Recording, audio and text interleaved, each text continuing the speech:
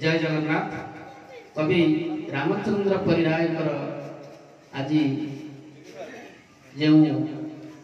सांवत्सरिक पंचम सांवत्सरिक समारोह और कविता पाठ उत्सव ए उत्सव से रीतियुग कवि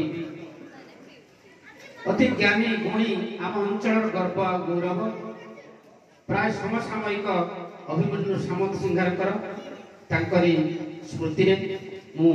गोटे कविता पाठ करछि। कवितार शीर्षक होछि आ जन्म मामू। यह ऑल इंडिया रेडियो शिशु संसार रे प्रचारित होइतिला। मु ताको एठार पाठ करछि। कवितार शीर्षक आ जन्म मामू। आ जन्म मामू आ बोसाथे खेलिबु आ एकुटिया मु तुसाथे खेलिबी सरगु ओल्हाइया सरगु ओल्हाइया खाइबु बोसाथे क्षीर भात सर खाइबु बोसाथे क्षीर भात सर खुआइब मो मा बोसाथे बुलिबु सांग होई करी देखिबु आमरी गाँ देखिबु आमरी गाँ फेरिबा बेलरे तुसा करे जिबी कुहुक थाली रे तोर फेरिबा बेलरे तुसा करे जिबी कुहुक थाली रे तोर भुलाई देखाई देबु मते तुही तोहरी सरगपुर तोहरी सरगपुर गला बेले नेबा आमरी संगरे जेतिकी खेलना मोर गला बेले नेबा आमरी संगरे जेतिकी खेलना मोर सेठी रहिबी तोरी साथी रे फेरिबिनी आउ घर फेरिबिनी आउ घर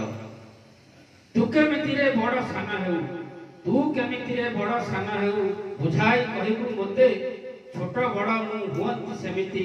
इच्छा हेउछि रे केते इच्छा हेउछि रे केते मास कर थरे आकाशे न थाउ मास करे थरे आकाशे न थाउ कुआरे तू चली जाऊ जेउ दिन तोते आकाश न देखू अमावास्या कहि थाउ अमावास्या कहि थाउ आउ मासे गले पूरा गोल होई आउ मासे गले पूरा गोल होई आकाश रे देखा देउ पूर्ण चंद्र होई आकाश रे थिले पूर्णमी बोली की कहू पूर्णमी बोली की कहू पृथ्वी रो छाई तो ऊपर पड़ी हुई चंद्र ग्रहण पृथ्वी रो छाई तो ऊपर पड़ी हुई चंद्र ग्रहण तो देहरे जो कला कला दाग बड़ा बड़ा गात जान बड़ा बड़ा गर्त जान अमावास्या दिन पूर्णमी पर्यंत अमावास्या दिन पूर्णमी पर्यंत तू धीरे बढ़ी थाऊ पूर्णमी दिन ठू अमावास्या जाए तू कमी कमी जाऊ जन्म मामू रे तू मो जन्म मामू केउठी तोहरी घर जन्म मामू रे तू मो जन्म मामू केउठी तोहरी घर बड़ हेले भल पाठ पढ़ी मुई जानिबी सबु मोर